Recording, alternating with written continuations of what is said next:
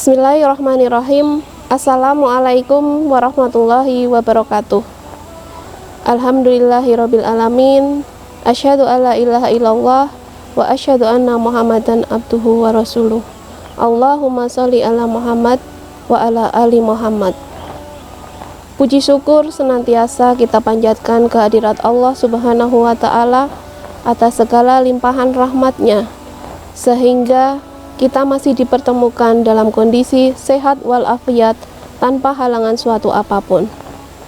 Tak lupa sholawat serta salam senantiasa tercurah kepada junjungan Nabi besar Muhammad SAW, keluarga, sahabat, para pengikut, dan semoga kita termasuk dalam golongan umat beliau. Sahabat yang dirahmati Allah, pada kesempatan sore hari ini saya akan sharing tentang nilai sebuah ketakwaan. Mungkin sahabat semua sudah paham, sudah tahu apa arti sebuah ketakwaan. Sore hari ini sekedar refresh, mengingatkan, terutama adalah mengingatkan untuk diri saya sendiri. Dan jika ada manfaatnya, maka bisa diambil pelajaran untuk sahabat semuanya. Sahabat yang dirahmati Allah, bahwa para salafus saleh sudah banyak menjabarkan tentang apa arti takwa.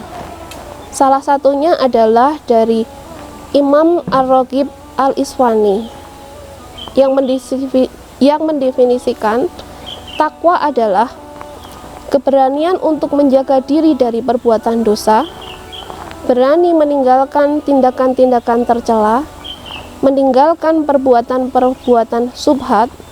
Perbuatan subhat adalah perbuatan-perbuatan yang belum jelas halal haramnya. Yang kedua adalah dari Imam An-Nawawi yang mendefinisikan takwa adalah melakukan segala perintah dan menjauhi segala larangan, melindungi diri dari hukuman dan kemurkaan Allah. Dalam Imam An-Nawawi ini disimpulkan bahwa takwa adalah melindungi diri dari hukuman dan kemurkaan Allah. Yang ketiga dari Mujahid Ibnu Jabir yang mendefinisikan takwa adalah mematuhi Allah dan tidak mengingkarinya, sadar pada Allah dan tidak menentangnya, bersyukur kepada Allah dan tidak mengingkarinya, menyembah kepada Allah berdasarkan ilmu darinya dan mengharap pahala darinya, meninggalkan larangan-larangan berdasarkan ilmunya dan takut akan hukumannya. Nah, kenapa kita harus bertakwa? Janji Allah ketika kita bertakwa itu ada dalam Quran surat At-Tolak ayat 2 dan 3, yang artinya barang siapa yang bertakwa kepada Allah, niscaya Dia akan mengadakan baginya jalan keluar dan memberinya rizki dari arah yang tidak disangka-sangka. Dan barang siapa yang bertawakal kepada Allah, niscaya Allah mencukupkan keperluannya. Sesungguhnya Allah melaksanakan urusan yang dikehendakinya. Sesungguhnya Allah telah mengadakan ketentuan bagi tiap-tiap sesuatu. Jelas di situ bahwa ketika semua bertakwa, maka Allah menjanjikan akan memberikan jalan keluar. Mari kita refleksi. Jika seluruh karyawan PKU Muhammadiyah Temanggung adalah bertakwa, maka Allah akan memberikan jalan keluar dari permasalahan-permasalahan yang ada di rumah sakit. Apakah masalah pasien, ataukah masalah finansial, ataukah masalah yang lainnya, apakah masalah dengan karyawan, apakah dengan institusi lain. Nah, ini janji Allah ketika semuanya bertakwa, maka Allah akan memberikan jalan keluar dan juga memberikan rizki yang tidak disangka-sangka. Nah, ini sungguh sangat luar biasa jika semua karyawan Rumah Sakit PKU Muhammadiyah Temanggung ini bertakwa kepada Allah.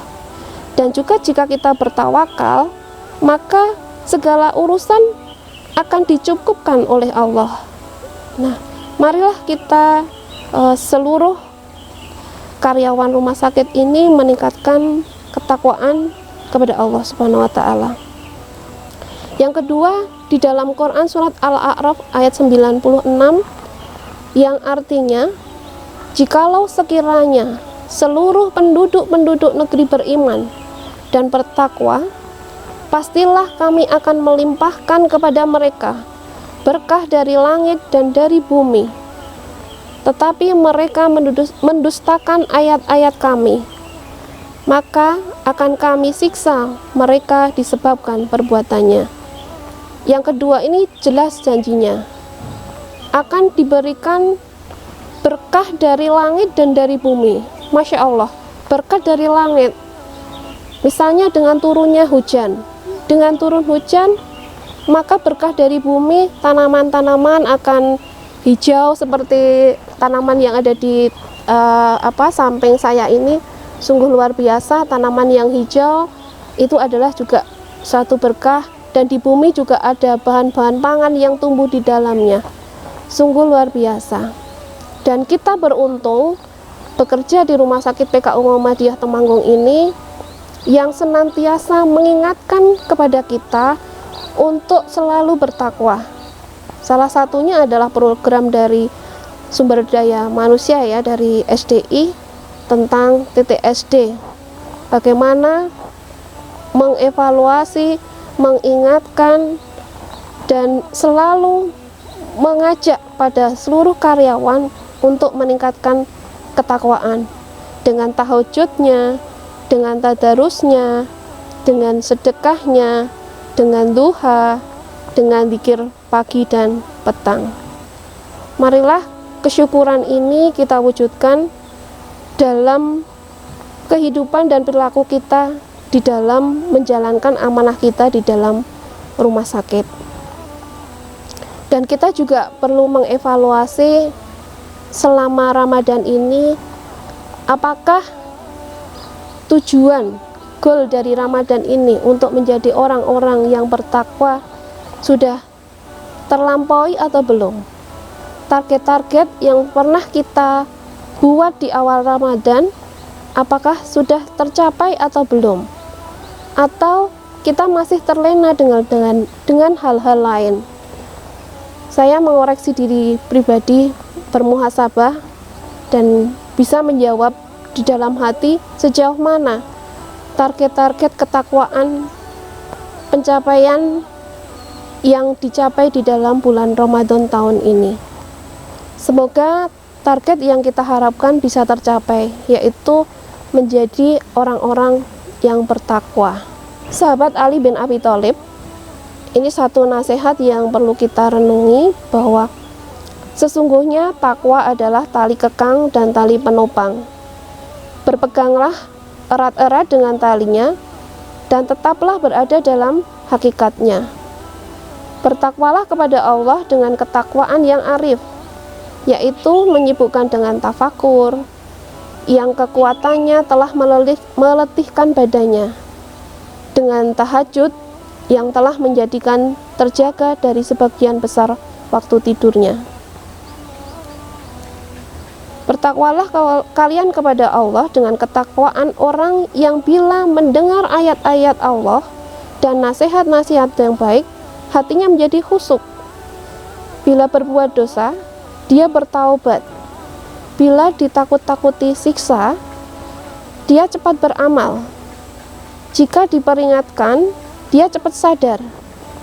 Bila diyakinkan, dia terus berbuat baik. Bila diberi nasihat, dia terus mengingat nasihat itu, dan bila diingatkan, dia terus waspada. Demikian sahabat rahimakumullah yang bisa saya sampaikan pada kesempatan sore hari ini.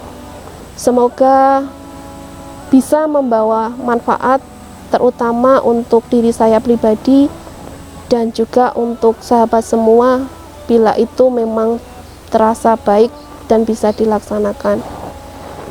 Mohon maaf atas segala kekurangan.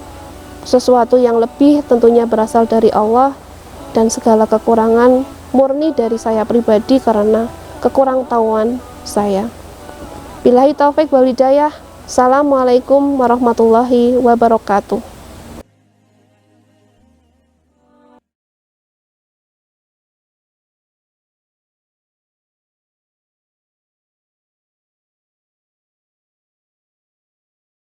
Bismillahirrahmanirrahim.